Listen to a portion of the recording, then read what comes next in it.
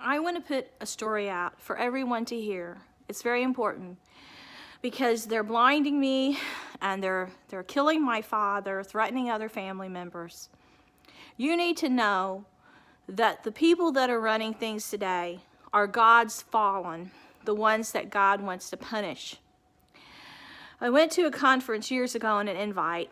The people that sent me the invite were famous writers and film people, I guess Illuminati. They sent me messages with deer antler stamps for the Hunt Club. Well, my father, who's a hero, a war hero who got a letter from the president, and who raced cars, who helped everybody, never took a stitch of government money. He did everything the hard way. Here, my mom, neither one ever got on welfare. They attacked him because they were mad that I was out there trying to save the world after they told me they were luring kids to the dark side, getting them to kill themselves, sacrificing them and stuff. And I knew nothing about Illuminati or anything, but I went on this crusade to try to save the world because they were telling me about a future Holocaust where they wanted to kill everybody. Well, today, everything's black.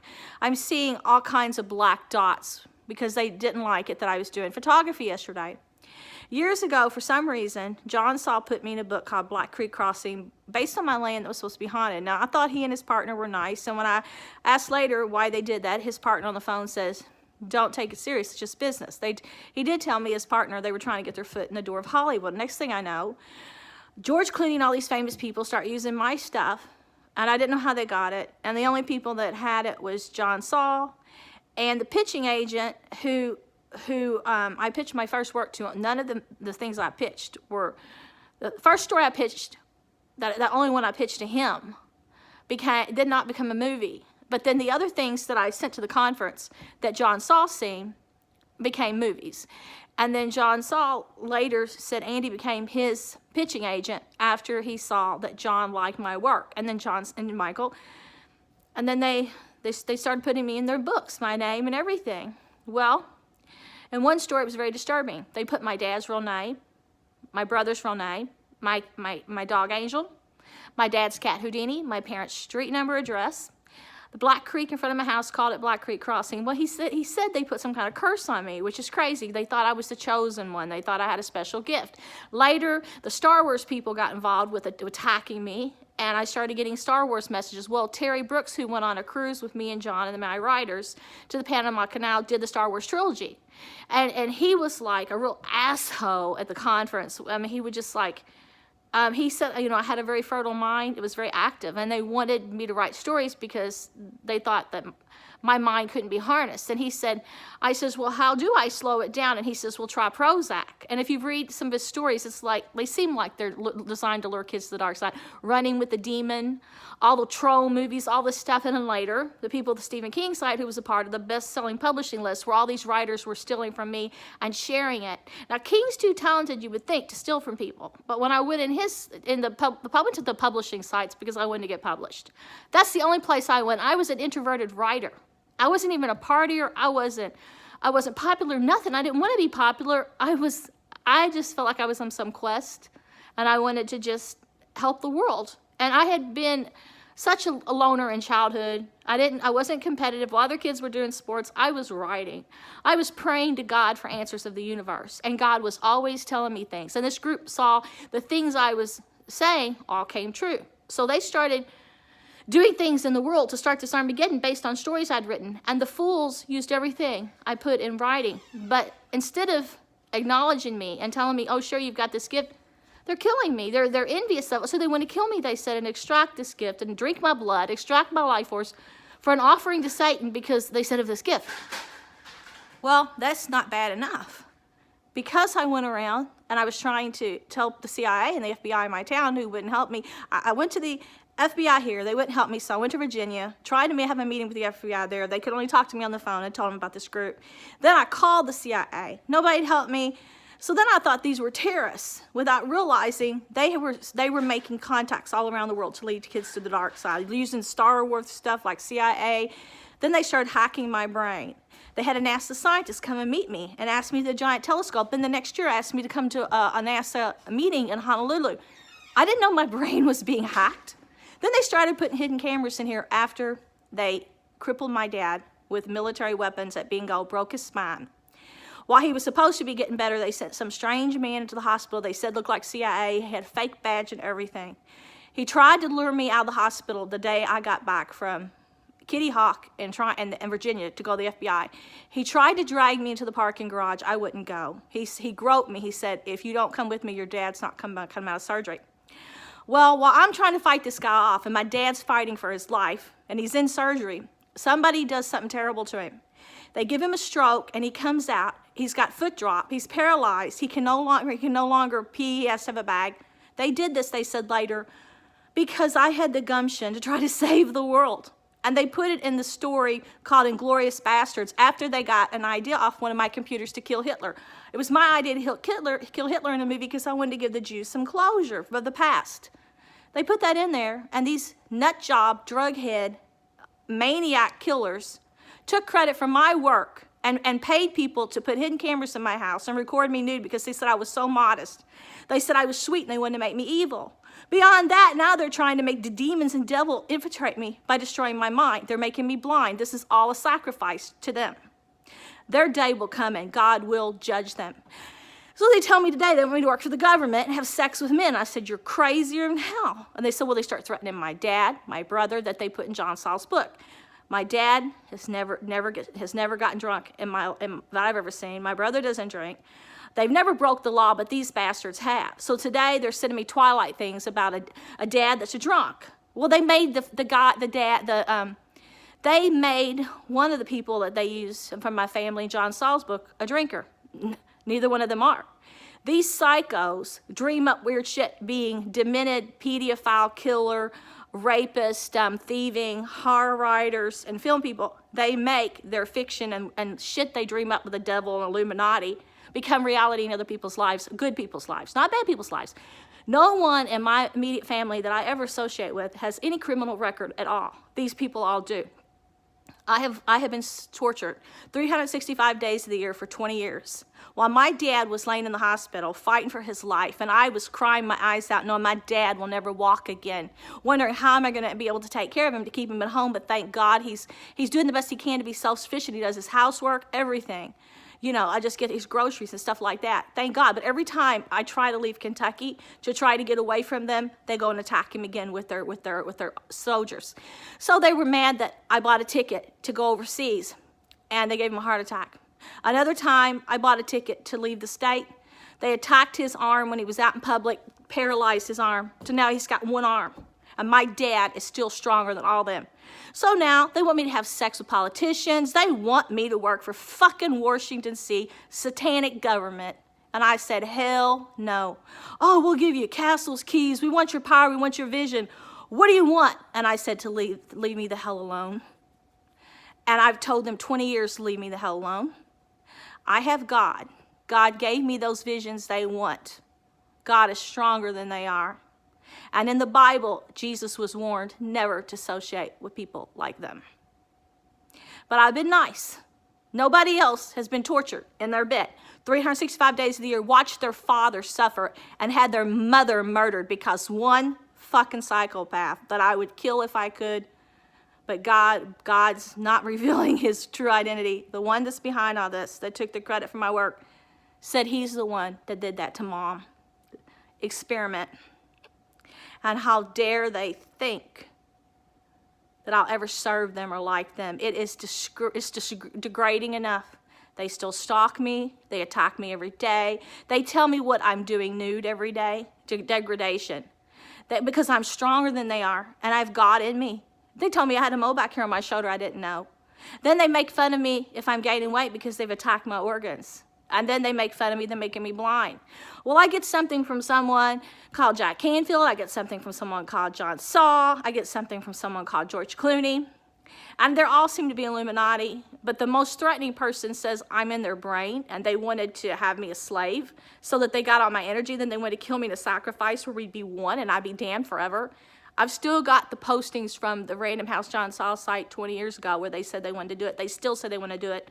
They tried to talk to me through Phantom of the Opera. I never got drugged into a game. It's some sick shit these Star Wars people do. The night before they tried to kill me, they sent me a Darth Vader video and said, game over, I beat them. I don't play. God is in charge. The God in me would never associate with them, but Sherry was naive.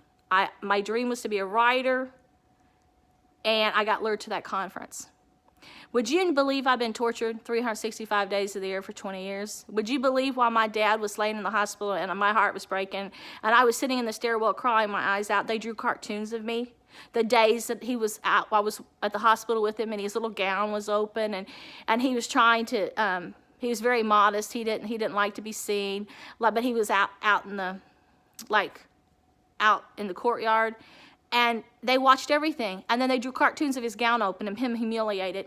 And then on days I'd be out walking with my husband and holding hands and on our property, and there'd be flowers. They drew us in the flowers, and they said they would talk to these skulls.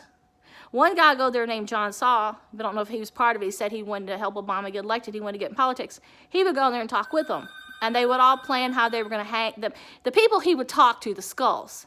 They would do cartoons and about humiliating people, raping people, hanging people before Carradine was hung. They talked about drowning people before those men were drowned in New York, and they had to put the smiley faces on all those trees. They never found the killers.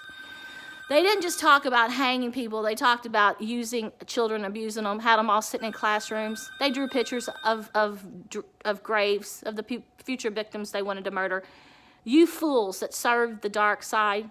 You crazy people that lied with them at those publishing sites when I went in and told you they're stealing my work and you covered up for them.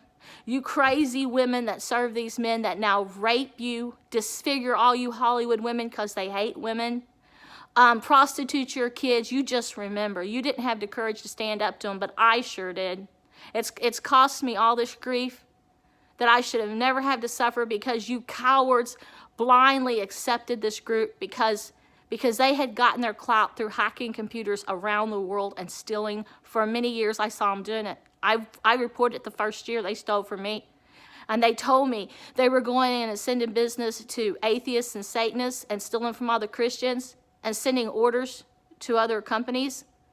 I can't even sell Avon that they have not put somebody else's face at my page. And she's been getting all my orders for 2 years, and I have not made a nickel profit. They kept me from getting book royalties on my book. Not one check in 10 years.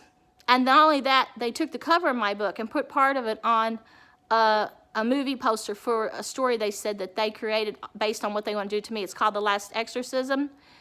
I took a holy nun, and they tried to use her cross that I put on my book and put below it, believe in him, because I told them that I did the story so people would believe in God. This is beyond just killing Christians. They tell me they want me to join the dark side because I have this power. They want me to be gay, and I said I don't want to be gay. Well, you're a homophobe. No, I'm not a homophobe. They say we want to kill everybody and turn everybody in the world gay. That's insane. This is a hate crime.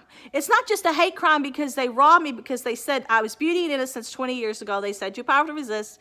They wanted to make me evil. Now it's a hate crime because they say they want to make everyone gay. Well, they think my father, because of the era who grew up in, they call him racist or homophobe because in the era he grew up in. My dad is kind to everybody. I mean, his mom was destroyed by a black man, but it was just because, you know, she had been self-sufficient her whole life, bought her own home, everything, hard-working woman, and she was coming from church and then in the grocery. She went to church and then grocery, and he pushed her down and beat her up, broke her arm, and it destroyed her spirit. And then one time when he went to get me from school, a bunch of black kids beat this white kid. We don't know if he died or not. A whole school bus beat him to death, and my dad and another guy were trying to help this kid. And he witnessed this. He witnessed this kid, and then it didn't make the news. Now, that was the old days. My dad understands white people are bad in bad neighborhoods sometimes, or they're good, and he understands it's where they grew up. The environment that she was attacked in was the West End. We lived in a good area of the West End when I was young, but there were bad parts. He understood all of that, and he understood that those kids that attacked that white kid were bussed in from a very bad neighborhood, and they were prone to violence, but it was their living environment, not the color of their skin. He understands that. But if my dad is on the internet and somebody sends him something that's funny and it happens to say a racist word in it, or if he doesn't understand why these gay guys are picking on me, he said stuff like, these guys, he said, let me talk to those guys that are ganging up on you, because they were all putting me down and sending me gay hate stuff, all these gay threats on my computer. And he said, let me talk to him, let me talk to him, not beat him. So then they're saying, oh, he's homophobe because he defends his daughter, because he says in his home, I want to talk to them, and they're ganging you, but they won't gang me. That's what a good dad does. My dad is a hero. He fought in Vietnam. He was a medvac. He got awards, all kinds of medals, because his unit was the only one that didn't lose one person. He wore those heavy clothes. That was for the day they had better gear, and they had these box lunches. He ate in the mess hall, and he got out there and sweated his ass off in heavy gear to save lives. And you know, he never shot anybody. He's never killed anybody his whole life. He's never been arrested. No one in my immediate family has ever been arrested. They always paid their taxes. But see, they pick on the good guys. They take these rich people and they give them power. Like right now, they've got my stepson trying to get him involved in this, and my other stepson, both in Special Forces, and my stepdaughter, Tava. For some reason, they are trying to initiate them and have them send us ISIS cards. And it doesn't make sense. People are saying we've been put on a kill list. Well, in my family, God was always with us. God always protected us. God gave me those higher messages and that higher power that they want. It's because we have good hearts. We are our own tribe. We never associated with government, and I never wanted anything to do with the government. Government came into my world. These people invaded our life, and God is going to judge. When you put cyber world in with all these kids and all of these celebrities and these nut jobs that you've programmed, and you mesh them with God's children, you sealed your fate. You did, because you let your predators rape those innocents. And I've seen what you've done with these weapons in space. So now you're telling me that I have to pick if I want my dad to die or pick what family member I want killed. You're trying to play some psychological game. The Illuminati kills family members. My family doesn't. We love. God rewards us. We have good hearts. And our good hearts mean more than any of your wealth or your kingdoms. We really do. And I pray every day. You're killing me. I'm getting so blind because this person that thinks he controls me says, I'll kill your family, some of your family members, if you don't let me have possession and let me kill you in a ritual. You have to come to me. I'm paralyzing you after I paralyzed your dad. I'm going to do worse things. Killed my 2 cats yesterday on my property. Oh, I'm going to do all these things. God is the God who gave me this power, who loved me so much, who let me know about those underground palaces before they were found in Egypt, and I told you all. Yeah, he showed me. Who let me know about the energy coming into the pyramids with the light through the sun and things, and how the Egyptians stored them. He told me. He told me everything you used that became reality. That was God. You don't have the power through your aliens or demons, and you never will. And God is the one that gives us rewards in heaven. And I know I'll be in heaven someday, and my family will be in heaven. Those of us with good, pure hearts, those of us who live a clean life. And you can attack all you want, but the God in my heart is always here. He's more powerful, he's strong, and he'll take me where he wants me to be in the end.